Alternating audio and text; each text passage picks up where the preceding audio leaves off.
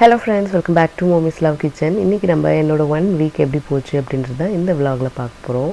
இது வந்து பார்த்திங்கன்னா மதர்ஸ் டே மார்னிங் அன்றைக்கி என் பையன் எனக்கு காஃபி போட்டு கொடுத்தாரு. அதாவது பெட் காஃபின்னு வாங்களே அது. அதுக்கப்புறம் ஃப்ளவர்ஸ் வாங்கி வச்சுருந்தாங்க, அதையும் கொடுத்துட்டு அதுக்கப்புறம் நான் அக்ஷய திருதியைக்கு வந்து ஒரு ரிங் ஆர்டர் பண்ணி வச்சுருந்தேன். கரெக்டாக அந்த மதர்ஸ் டேக்கு முன்னாடி டெலிவர் பண்ணதுனால அதையே எனக்கு மதர்ஸ் டே கிஃப்டாக கொடுத்துட்டாங்க. கேரட் லைனில் வாங்கினது. இது ஒரு டைமண்ட் ரிங்கு. நான் ரொம்ப நாளாக அந்த வங்கி ரிங் வாங்கணும்னு நினச்சிட்டு இருந்தேன்.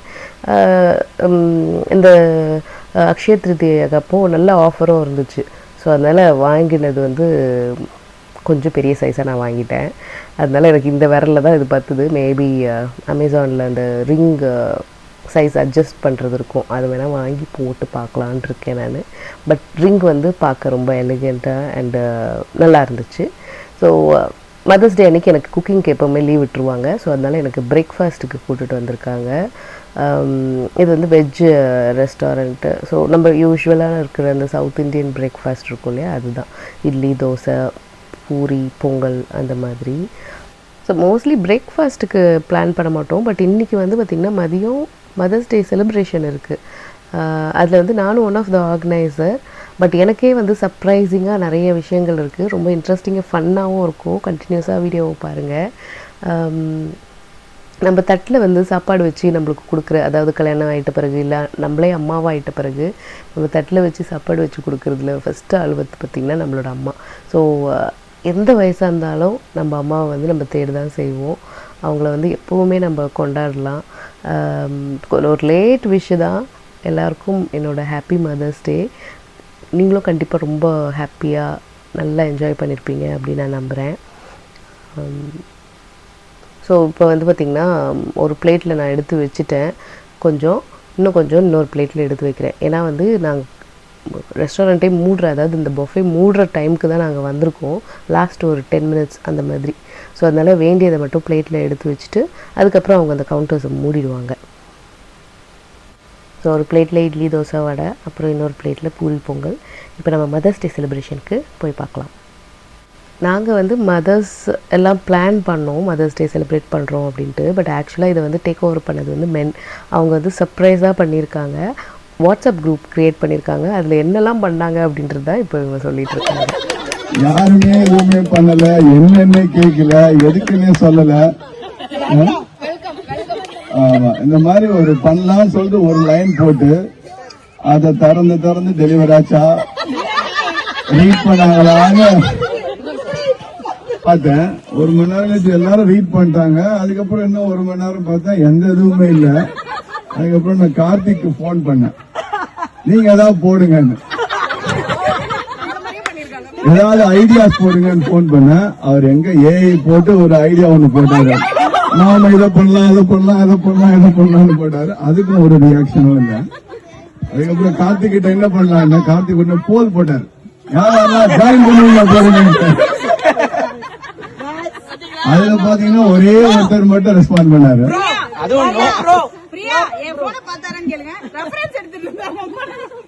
ஒரே ஒருத்தர் மட்டும் அதுல ஓட் போட்டிருந்தாங்க எஸ். அது பார்த்தா கார்த்திக்.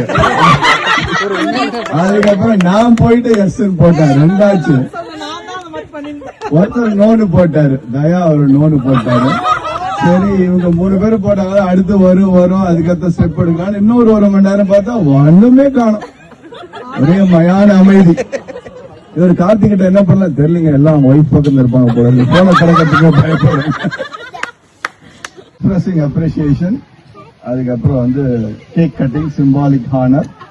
3ஆவதா வந்து நம்ம வடை சுடுறோம். ஸோ நாங்கள் பிளான் பண்ணது வந்து பார்த்திங்கன்னா கேக் வெட்டிட்டு அதுக்கப்புறம் பஜ்ஜி போடலாம் அப்படின்ட்டு. ஏன்னா அவுட் சைடில் ஒரு குக்கிங் பண்ணோம், ஆனால் அதுவும் எலாபரேட்டாக இல்லாமல் கொஞ்சம் சிம்பிளாக பண்ணிக்கலாம், டீ போட்டு பஜ்ஜி பண்ணிக்கலாம் அப்படின்றது தான் பிளானு. பட் வந்து மென்ஸ் பண்ண பிளான் வந்து பார்த்திங்கன்னா ஸ்நாக்கு, டீ எல்லாமே அவங்களே வாங்கியும் வச்சுட்டாங்க. கிட்ஸுக்கு எல்லாருக்குமே வாங்கி வச்சுட்டாங்க. ஏன்னா எப்போவுமே நாங்கள் தானே சமைக்கிறோம், ஸோ அதனால எதுக்கு அப்படின்ட்டு. ஸோ நெக்ஸ்ட் வந்து பார்த்திங்கன்னா கிட்ஸ் எல்லாம் பேசினாங்க அவங்க அம்மாவை பற்றி. Support me like when I need it. Okay. So it always helped me when I needed to. Okay. So thank you. அப்புறம் வந்து அப்பாக்கள் எல்லாம் எப்படி மதர்ஸ் டே விஷ் பண்ணுறாங்க அப்படின்றது. Thanks, Bharati, for being a good mom to me and taking care of your house. She's the one, she's very strong. I am not that strong. So thank you, everything. அப்புறம் வந்து பார்த்திங்கன்னா பஜ்ஜி எடுத்துகிட்டு வந்துட்டோம். எல்லோரும் நாங்கள் organise பண்ணோன்னு சொன்னோம் இல்லையா, எல்லா திங்ஸும் எடுத்துகிட்டு வந்துட்டோம். ஸ்டவ், ஆயில், அப்புறம் இந்த பஜ்ஜிக்கு வேண்டிய பொருட்கள், டீ எல்லாம். ஸோ சும்மா எடுத்துகிட்டு போக எங்களுக்கு மனசு இல்லை. ஸோ அதனால் நாங்கள் திரும்ப நாங்கள் பிளான் பண்ணதை நாங்கள் பண்ணிட்டு தான் இருந்தோம். ஆக்சுவலாக அங்கே பார்த்திங்கன்னா சைடில் மழையும் பெஞ்சிட்டு இருந்துச்சு. ஸோ மழை பெஞ்சால் நம்ம என்ன பண்ணணும், பஜ்ஜி சாப்பிடுவோம் இல்லையா. ஸோ அதே தான் பண்ணிகிட்டு இருந்தோம். இதில் என்னென்னா எல்லாருமே அதில் வந்து இன்வால்வ் ஆகி பண்ணிகிட்டு இருந்ததுனால அது நல்லா இருந்துச்சு. எல்லாம் கொஞ்சம் ஒரு 10 ஃபேமிலி வந்திருந்தோம். ஸோ 10 பேருமே வந்து இன்வால்வ்டாக வேலையை ஷேர் பண்ணிக்கிட்டு அப்படியே டேர்ன்ஸ் எடுத்து பண்ணது வந்து ரொம்ப நல்லா இருந்துச்சு. ஷேரிங் இஸ் கேரிங்னுவாங்க இல்லையா, அந்த மாதிரி.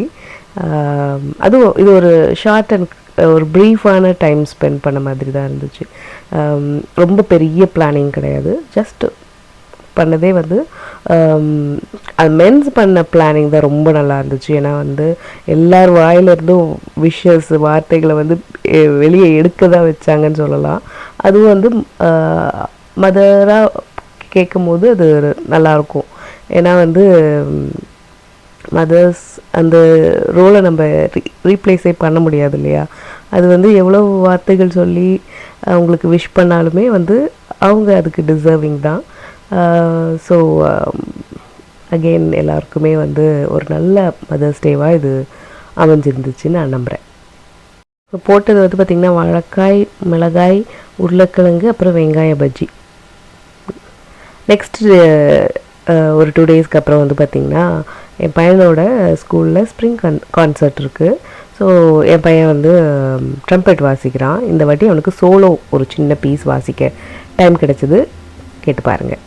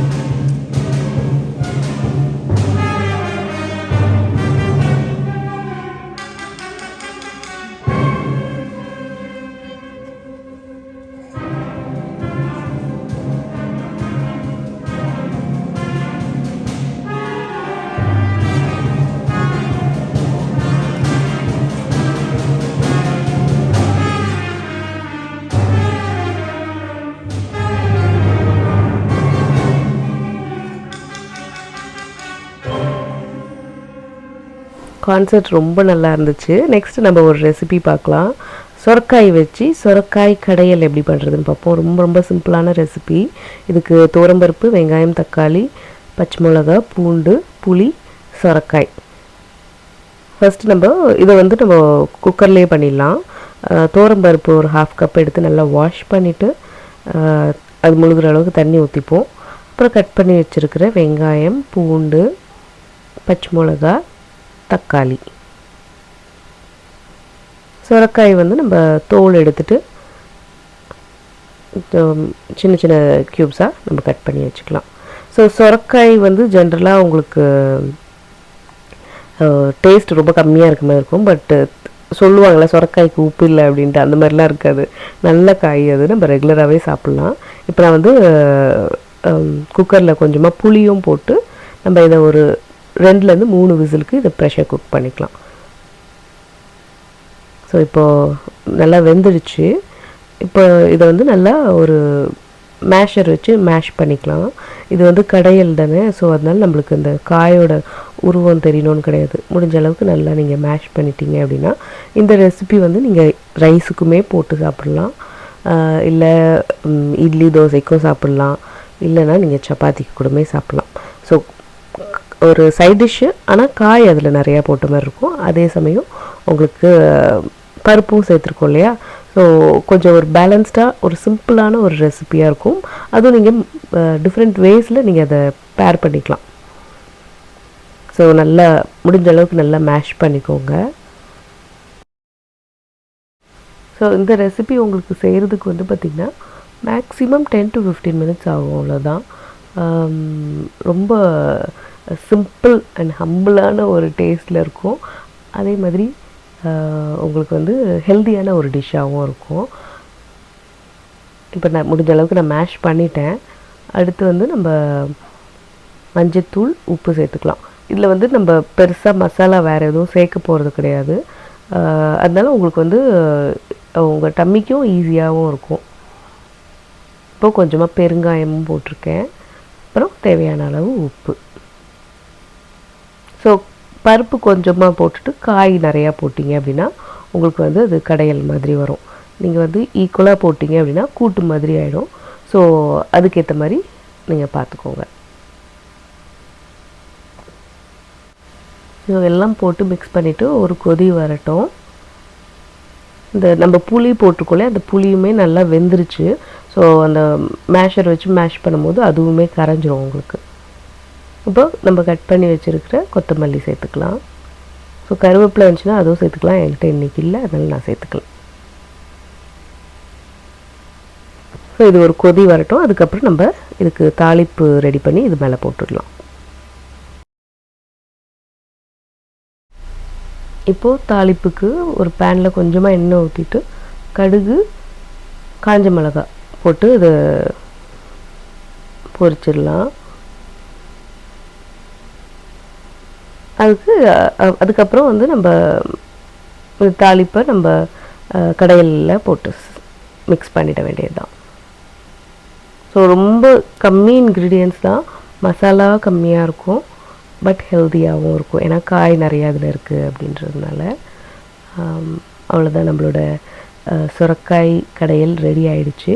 நான் சொன்ன மாதிரி இது நீங்கள் ரைஸில் போட்டுக்கலாம், இல்லை எந்த டிஃபனுக்குமே நீங்கள் சைட் டிஷ்ஷாகவும் வச்சு சாப்பிட்டுக்கலாம். ஸோ இந்த ரெசிபி நீங்களும் ட்ரை பண்ணி பாருங்கள். உங்கள் ஃபீட்பேக் சொல்லுங்கள். இந்த என்னோடய ஹோல் வீக் எப்படி போச்சு அப்படின்றது இந்த விலாக் மூலமாக நீங்கள் பார்த்து என்ஜாய் பண்ணியிருப்பீங்க அப்படின்னு நான் நம்புகிறேன். இந்த வீடியோ உங்களுக்கு பிடிச்சிருந்துச்சுன்னா மறக்காமல் நம்ம சேனலை லைக் பண்ணி, ஷேர் பண்ணி, சப்ஸ்கிரைப் பண்ணிவிடுங்க. மாமிஸ் லவ் கிச்சனோட எப்போதுமே இணைஞ்சே இருங்க. மாமிஸ் லவ் கிச்சனை நீங்கள் இன்ஸ்டாலும் ஃபேஸ்புக்கில் கூட ஃபாலோ பண்ணலாம். இதே மாதிரி நான் இன்னொரு வீடியோவில் உங்களை சந்திக்கிறேன். அது வரைக்கும் நன்றி, வணக்கம்.